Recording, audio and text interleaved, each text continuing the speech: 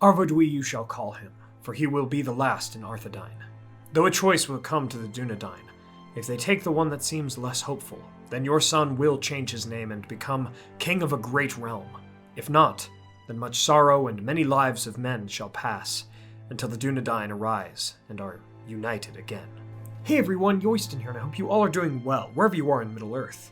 Today we are taking a look at a really interesting point in time in the history of Middle-earth, a time when Arnor and Gondor almost reunited under one king, but both kingdoms would lose their kings instead. Links to sources that helped create this video will be in the description and cards, and the tale of today comes from both Appendix A and B of The Lord of the Rings. My friends, thank you all so much for being here and for joining me. Let's begin our tale. We start back in 1864 of the Third Age, when both Arnor in the north and Gondor in the south were hard-pressed in their respective wars. In the south, the Wainriders, Easterlings of the east, had begun their invasions in Gondor some years before. In the north, Arnor, or at least the three petty kingdoms that Arnor had split into and become, had been fighting in the centuries-long Angmar War, and the Witch King of the north was still in the process of systematically destroying what remained of Arnor and its three petty kingdoms of Rhudaur, Cardolan, and Arthedain. The last king of the north, the last king of Arthedain, would be born at that time, and he was Arvedwi, son of Arafont.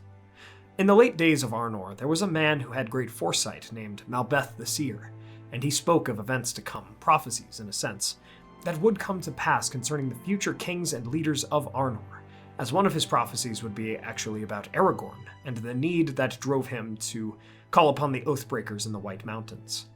Another one of Malbeth's prophecies was told by the seer to Arafont, Arvedwi's father and the king of Arthedain at that time, which said that his son would be named Arvedwi, meaning last king in Sindarin, as he would inevitably be the final king of Arthedain, the last remaining petty kingdom in Arnor. However, a choice would come before the men of the west, the men of Arnor and Gondor, and if the Dunedain took the path that seemed less hopeful for them and their kingdoms in this choice, Arvedwi would change his name from Last King, and he would become the king of a great realm, still the last of Arthedain, however. But if the Dunedain took the option that actually seemed safest, they would be plunged into sorrow for many lifetimes, until they arose and were reunited once again. This is a strange and oddly specific prophecy, set at the birth of Arvedwi, yet it would prove to be true in the world of Middle-earth, which abided by the strange fates and dooms foretold by the wise and accursed alike. As time went on, the wars of the north and south also continued on respectively, and Arnor and Gondor were pushed back and suffering defeats. Arnor's resistance had slowly been weakening over the centuries to a fatal collapse. The resistance of Arthedain, the last petty kingdom of Arnor, was weakening over the centuries, leading to what would be its ultimate downfall. But Gondor was suffering defeats further away from its capital. But there would be some hope, for as time went on, Arnor and Gondor re-established ties under the rule of King Arafont, as the kingdoms recognized that the Wainriders that attacked Gondor and Angmar which attacked Arnor seemed to be coordinated by some singular force, so they decided to strengthen their alliance. In 1940, Arvedwi, the Prince of Arnor, wed Firiel, the daughter and princess of King Ondohir of Gondor, thus reconnecting the lines of Isildur and Anarion, sons of High King Elendil. Yet 4 years later, as Gondor continued their fight against the Wainriders, King Ondohir and his sons and heirs all died in battle, and Gondor's direct line of kings was broken. However, a great captain named Earnil II, a distant cousin of King Ondohir, defeated Gondor's enemies in South Ithilien, and he came up to northern Ithilien where King Ondohir had been killed, and he destroyed the Wainriders in the Battle of the Camp, driving them to death in the Dead Marshes, even as they celebrated their previous victory. Gondor was saved from the Easterlings, yet it still had lost its king. However, in being the descendant of Isildur, the last High King of both Arnor and Gondor, who was the eldest son and heir of Elendil, Arvedwi, who was a prince at this time and had married the daughter of King Ondohir, made a claim for the throne of Gondor from the north, attempting to reunite Arthedain, what remained of Arnor, and the now kingless Gondor.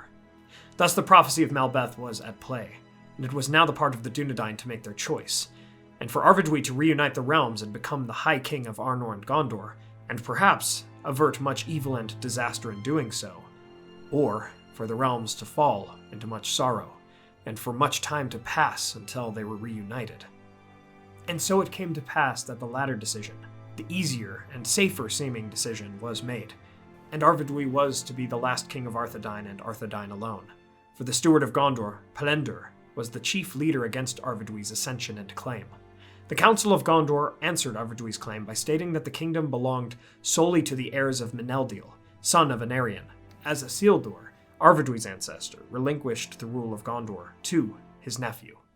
Besides this, Gondor, just like Arnor, recognized sons as heirs only, meaning Firiel, a daughter, had no claim.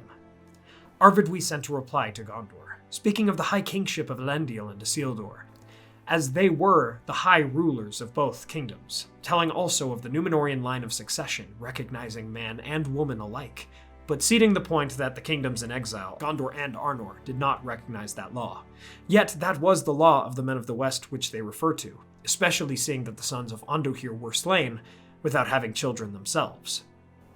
But to this Gondor made no answer. Instead, the steward Pelendur recognized the ascension of Gondor's great hero and captain in that hour, Eärnil II, as he was another descendant of Anarion, just from a separate line. So the Dunedain had made their choice, and evils were to come for both kingdoms. Arvidwi, with the now greatly weakened state of Arthedain, did not press his claim, and King Eärnil himself was wise, and he sent word to the north, as even if most others in Gondor saw the realm in Arthedain as a weak and small thing, the king of Gondor remembered the importance of the lineage of the lords of Arthedain, his kin. In his message to the north, he announced that he did receive the crown, but he did not forget the loyalty of Arnor nor deny their kinship, nor did he wish for their realms to be estranged and wholly separate. He would send aid to Arvidwi when he had need, so far as King Eärnil was able. However, it would actually be some time before King Eärnil could do this, for even though the Wainriders were defeated, Gondor needed time to rebuild and replenish its forces. King Arafont, for the rest of his rule, would continue to hold Angmar at bay in the north, only barely, and when he ascended the throne of Arthedain, King Arvidwi would struggle to do the same. In 1973, he sent messages to Gondor that told of the dire straits of Arthedain, saying that the Witch King of Angmar was making for one last great assault against it, and King Eärnil upheld his word, sending a great fleet of Gondorian ships led by his son and heir, Eärnur, to the north. Alas, this aid would come too late to Arthedain, for both the kingdom and its king, as King Arvidwi fled to Forokel in the north, and Fornost would be taken in 1974. In the next year, Arvidwi and a ship sent by the elves drowned in the ice bay of the north, and the last king of Arthedain, the last petty kingdom of Arnor, was slain. His son Aranarth became the first chieftain of the Dunedain Rangers, as the kingdom was destroyed.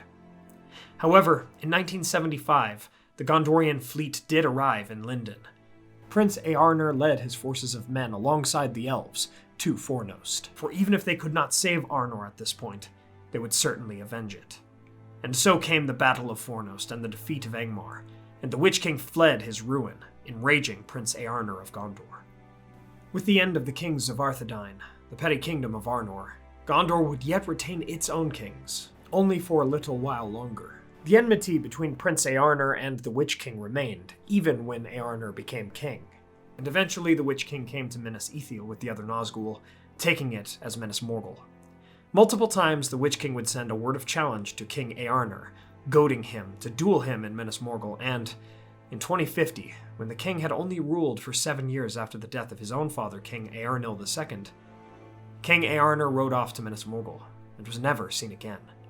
Mardil, his steward, would become the first ruling steward, until such a time when a king would return to the throne, as Eärnur himself had had no heirs by the time he rode away.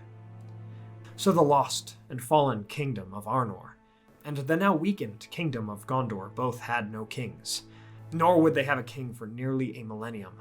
Yet still Gondor remembered and hoped for a king's return, taking no other as king, as they had long memories. The crown would be removed from the banners of the White Tree and the Seven Stars, and the Dunedain Rangers, who protected their old lands in Arnor, followed their chieftains, who carried the blood of kings. Had Arvidwi become the High King of both realms, perhaps this could have been averted in some way. In 3019, Aragorn, King Elisar, would ascend the thrones of Gondor and Arnor, being a descendant of both Isildur and Anarion, as he was descended from Arvidwi last king and his wife Firiel, daughter of King Anduhir. Indeed, the prophecy of Arvidwi came at last to its end, as the greatest sorrows of the Dunedain, as foretold, were at their end. and the kingdoms were reunited after the fall of Sauron, he who had coordinated the wars on both kingdoms centuries before. And so we come to the end of our tale on how Arnor and Gondor were almost reunited, but lost their kings instead. From this tale we see that hope comes in many forms, and sometimes we must go with the difficult choices and have faith that our hope comes to fruition. Thank you all so much for watching. I hope you all enjoyed today's tale. If you did, please be sure to hit that like button and share this with a friend. What are your thoughts on this story? Let me know in the comments below. I really enjoy this little, relatively unknown part of Middle-earth's history, and how it reflects the problems with feudalism and succession, yet in such a Tolkienian way as it still sets up the rest of the Third Age. If you'd like to support the channel, please consider getting some candles from our friends Mythologie Candles through the link in the description below, or check out our merch and Patreon. Thanks to our Val Archer patrons: Peter Shepard, Jonathan Putin, and Mark Kralik, Blair Scout and Merton, John Hume, Sam McBee, Matt Sabach, Elizabeth Calvert, Maz Gibbs, Reese Jenkins, Adam Petrolik, Anthony Harmon, Dorwin Gray, Arthur Merlin, DJ Vaught, Dale Davis, and Alex Grimes, our newest Val Archer patron. Thank you so much to all of our patrons and YouTube members. Please subscribe and hit that bell button to join the Men of the West and all of the Free Peoples today, and I'll see you all again next Sunday with an epic character history on Grima Wormtongue, the King's Advisor. You all are the best, my friends. Thank you all so much for joining me on this adventure. Until the next one.